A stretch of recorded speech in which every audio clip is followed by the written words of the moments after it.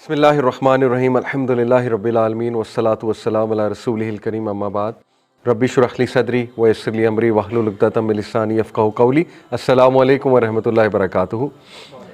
जज़ाकुमुल्लाह खैर and welcome. आज का टॉपिक बहुत इंटरेस्टिंग है, साइकोलॉजिकल बेनिफिट्स ऑफ नमाज। जैसे आपको पता है कि मेरा ताल्लुक़ साइकोलॉजी की फ़ील्ड से है और मैंने पर्सनल इंटरेस्ट की वजह से साइकोलॉजी में डिग्री भी की, तो काफ़ी पढ़ा मैंने इस पे, पॉजिटिव साइकोलॉजी पे, क्योंकि ये आज के हॉट टॉपिक्स हैं। हम ऐसे दौर में रह रहे हैं जब माइंडफुलनेस पे बहुत बात हो रही है और मेडिटेशन पे बहुत बात हो रही है, और उसकी वजह बुनियादी आप सबको पता है कि हम साइकोलॉजिकली इतनी स्टिमुलेटेड जनरेशन है कि हमें साइलेंस पसंद ही नहीं, और बल्कि साइलेंस जो है वो हमें खाती है, खाने को दौड़ती है। जबकि इट इज़ अ फैक्ट कि great minds only develop in silence. नबी सल्लल्लाहु अलैहि वसल्लम देखें, गारे हिरा क्या करने जाया करते थे? साइलेंस प्रैक्टिस करने, ऑब्वियसली सॉलिट्यूड को प्रैक्टिस करने। तो हम इतने साइकोलॉजिकली स्टिमुलेटेड जनरेशन है कि हर वक्त हमारा ब्रेन स्टिमुलेटेड है because of the constant sounds, music और वो अजीबोगरीब चीज़ें जो हम देखते हैं, जो बच्चे गेमें खेलते हैं। आप देखें कि घर में हर वक्त टीवी चल रहा है, तो जब टीवी चल रहा है घर में हर वक्त, तो उस पर ख़बरनामा भी चल रहा है या ऐड भी चल रहा है, तो म्यूज़िक चल रहा है। यानी हर वक्त हम म्यूज़िक सुन रहे हैं, all the time we are surrounded with music, और काफ़ी ऊंची आवाज़ में टीवी चल रहा होता है। इसी तरह हम कहीं ट्रैवल कर रहे हैं तो हमें साउंड चाहिए, हमें म्यूज़िक चाहिए, गाड़ी चलाते हुए हमें साउंड चाहिए, इवन हमें एक्सरसाइज करते हुए कोई साउंड चाहिए। तो मैं आपको बताना ये चाह रहा हूँ कि इसकी वजह क्या है। इसकी बुनियादी वजह ये है कि हम अनरेस्ट पे हैं। हमारा माइंड और हमारा हार्ट और हमारी सोल तीनों ही अनरेस्ट पे हैं, और हमें चैन चाहिए, हमें इत्मीनान चाहिए। तो ये चैन और इत्मीनान आज के दौर का बहुत बड़ा टॉपिक है। इसीलिए पॉजिटिव साइकोलॉजी में पूरा एक चैप्टर डेडिकेट किया गया है माइंडफुलनेस को। माइंडफुलनेस बेसिकली क्या है? माइंडफुलनेस है बीइंग इन द मोमेंट, यानी उस मोमेंट में रहते हुए कॉन्शियसनेस के साथ ज़िंदगी गुजारना, ना माजी में जाना, ना फ्यूचर में जाना, ना ही किसी और चीज़ में खो जाना। मिसाल के तौर पे साइकोलॉजिस्ट कहते हैं कि माइंड मसल का कनेक्शन ये रियल कनेक्शन है। यानी अब अगर आप एक्सरसाइज कर रहे हैं और आपका माइंड मसल का कनेक्शन नहीं है यानी आप माइंड को ये मैसेज नहीं दे रहे हैं कि मैं कौन सा मसल हिट कर रहा हूँ, तो उस मसल को वो फ़ायदा नहीं होगा। यानी इतनी ये डीप साइंस है माइंड और मसल का जो connection, it's all about mind.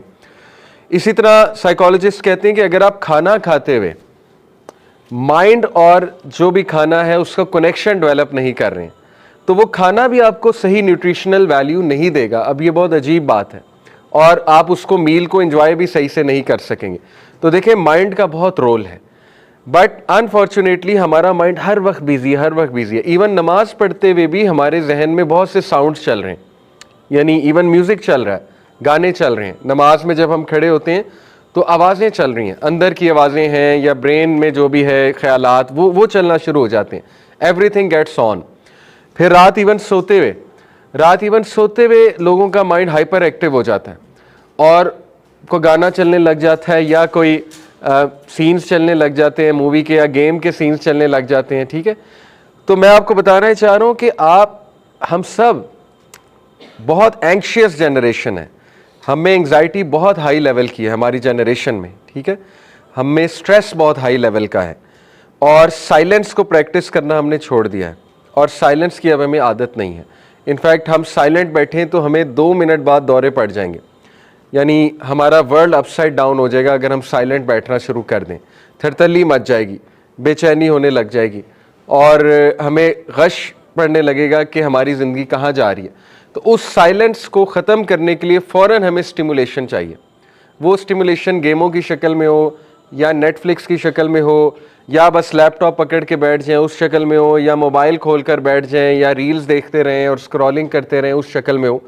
तो ये सारी तमहीद मैं इसलिए बांध रहा हूँ कि ये टॉपिक इतना इंपॉर्टेंट है, साइकोलॉजिकल बेनिफिट्स ऑफ सलाह एंड स्ट्रेस मैनेजमेंट थ्रू सलाह, कि आप लोग कैन बी लिटरली, मुसलमान के पास जो कंटेंट है ना, अगर आप लोगों को समझ लग जाए वो क्या कंटेंट है।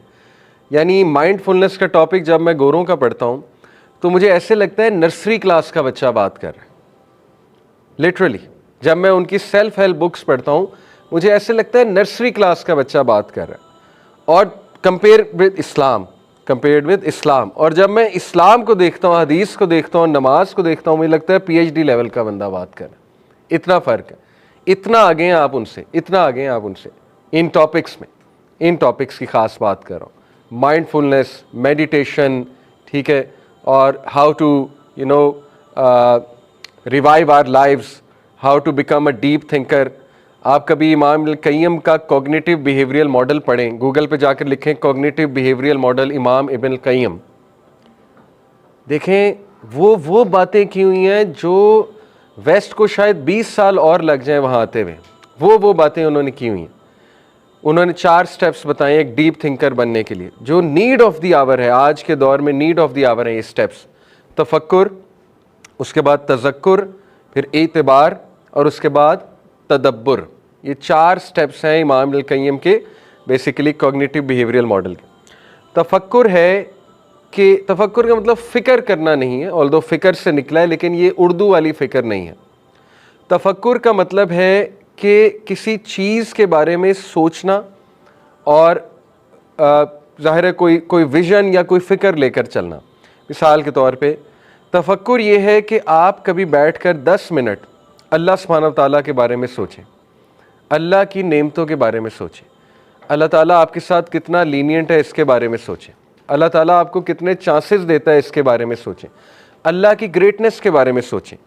मतलब लिटरली गैलेक्सीज को माइंड में लाएं, ब्लैक होल को माइंड में लाएं, और उन आयात पे गौर करें कि सुभान अल्लाह, अल्लाह ताला की क्रिएशन में कितनी वैरायटी हमें नज़र आ रही है। और वो वीडियोस को आप माइंड में लाएं कि सुभान अल्लाह, बी द वे बी वर्क्स, उसको कौन इंस्ट्रक्शन दे रहा है हेक्सागोनल छत्ता बनाने की, जो फिशेस हैं वो किस तरह से समंदर में ज़िंदगी गुजार रही हैं। तो ये तफक्कुर है सारा, कि बैठकर एक बंदा गौर व फिक्र कर रहा है, ठीक है, गौर व फिक्र को तफक्कुर कहते हैं। यहाँ से वो चीज़ शुरू हो जाती है डीप थिंकर बनने की पूरी एक साइंस। तफक्कुर के बाद है तज़क्कुर। तज़क्कुर क्या है? तज़क्कुर है द प्रोसेस ऑफ इंटरनलाइजेशन, ठीक है। द प्रोसेस ऑफ इंटरनलाइजेशन क्या है? इसका मतलब होता है कि एक चीज़ को सोचकर इंटरनलाइज भी करना। देखिए, सिर्फ सोचना इनफ नहीं है। जैसे मैं और आप यहाँ बैठकर सोचने लग जाएं, बहुत अच्छा सोचें, उसके बाद घर चले जाएं, रील्स देखें 100 के करीब, तो वो उड़ गई, वो चीज़ जो सोची थी वो तो गई, ठीक है। तो तज़क्कुर इमाम इब्न क़य्यिम के मुताबिक क्या है? उस चीज़ को राइट डाउन करना, ठीक है। लोग डायरी लिखा करते थे किसी दौर में, मेरे दौर की बात है, और this is very sad, quite sad, कि मिलेनियल्स, हम मिलेनियल्स हैं ना, जो 1980s में या अर्ली 1990s में जिनकी बर्थ हुई है, उनको मिलेनियल्स कहते हैं। Millennials are the last generation on earth who can tell what the world was without social media. You guys can't. Gen Z ने आंखें ही सोशल मीडिया के और स्मार्टफोन के दौर में खोली। वी आर द वंस जो आपको बता सकते हैं कि कैसा था, ज़िंदगी कैसी थी सोशल मीडिया के बगैर, ज़िंदगी कैसी थी स्मार्टफोन के बगैर, ज़िंदगी कैसी थी इवन फ़ोन्स के बगैर। हम आपको बता सकते हैं वो जो कैसेट होती थी रील वाली, फिर वो जो वीडियो कैसेट होती थी, VCR क्या था, ठीक है। तो ये दिस इज़ क्वाइट सैड कि वो जनरेशन ख़त्म होने वाली है। Anyway, coming back to the topic, तो तज़क्कुर होता है कि उस चीज़ को इंटरनलाइज करना, प्रोसेस करने के बाद, ताकि याद रहे। असल में एक सब्जेक्ट मैंने पढ़ा है साइकोलॉजी में, कॉग्निटिव साइकोलॉजी, उसमें अटेंशन का टॉपिक बहुत ज़्यादा इंपॉर्टेंट है कि अटेंशन स्पैन क्या होता है, अटेंशन रिटेन कैसे की जाती है, लॉन्ग टर्म मेमोरी क्या होती है, शॉर्ट टर्म मेमोरी क्या होती है, ठीक है, वगैरह वगैरह। तो उसमें ये चीज़ें पढ़ाई जाती हैं कि एक चीज़ को रिटेन कैसे करना है, अटेंशन को। इस पर बहुत एक्सपेरिमेंट्स हुए में, बड़ी इंटरेस्टिंग ये फील्ड है सारी।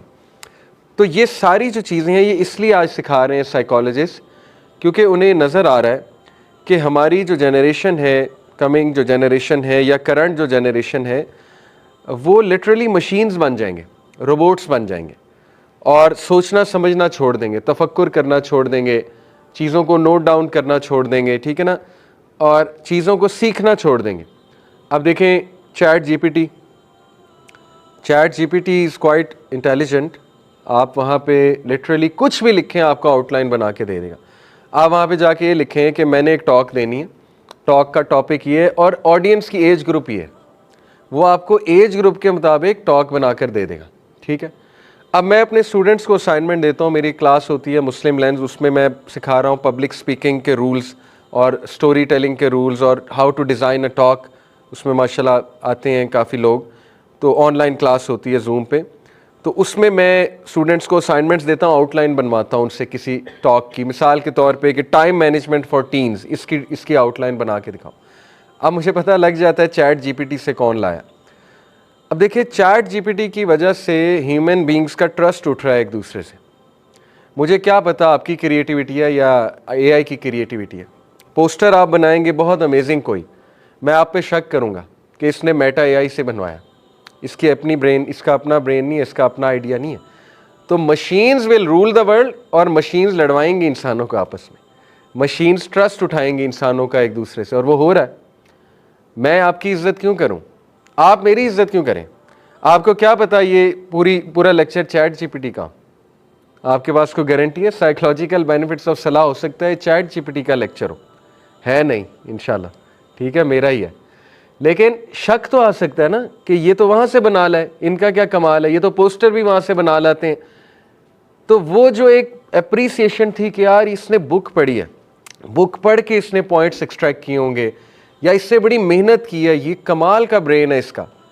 तो ये डेंजर्स हैं कमिंग दौर के, metaverse, chat GPT, Aahista Aahista और टर्मिनेटर मूवी सच होती जा रही है अगर किसी ने देखी है पुराने दौर में। तो वो मशीन्स जो है वो ह्यूमैनिटी को डिफ़ीट कर देंगी, ह्यूमन क्रिएटिविटी को डिफ़ीट कर देंगी।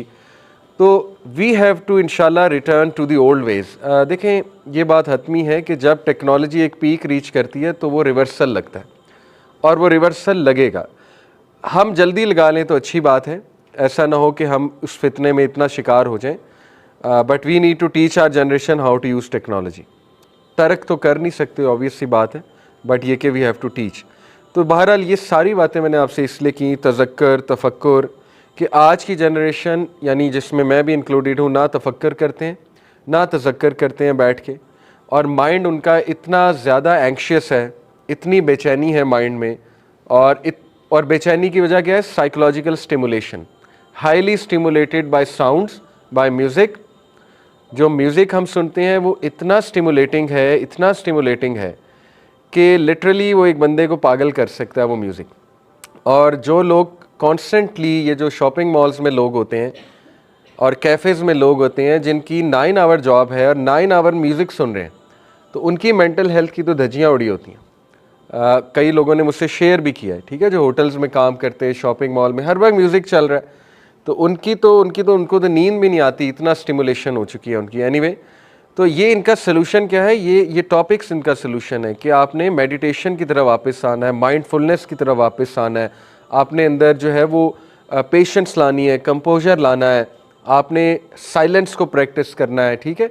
तो तफक्कुर, तज़क्कुर, इंटरनलाइज करना है चीज़ को, नोट डाउन करना है, फिर एतबार है, मज़ीद उसको हाई लेवल पे जाकर सोचना है, जो मैं सिखाऊंगा इंशाल्लाह आज, और फिर तदब्बुर होता है।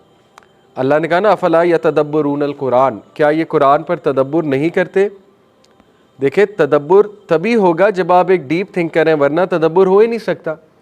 एक आम आदमी कुरान की एक वर्स पढ़ेगा और एक तदब्बुर करने वाले पढ़ेगा, ज़मीन आसमान का फ़र्क है। तदब्बुर करने वाला वो पॉइंट्स निकाल लेगा कि आम आदमी को नज़र ही नहीं आ रहा होगा वो चीज़, ठीक है। तो ये टॉपिक्स बहुत इंपॉर्टेंट हैं और नीड ऑफ द आवर हैं कि हम नमाज को बहुत केयरफुली समझें, और नमाज इज़ द सलूशन। ये बात नॉन मुस्लिम्स को शायद 10 साल बाद समझ लग जाए, 5 साल बाद लग जाए, लेकिन हमें अभी समझ लेनी चाहिए कि नमाज इज़ दी ओनली सलूशन। आज के हसल बसल के दौर में और स्ट्रेस के दौर में हमने अपनी नमाज पे मेहनत करनी है।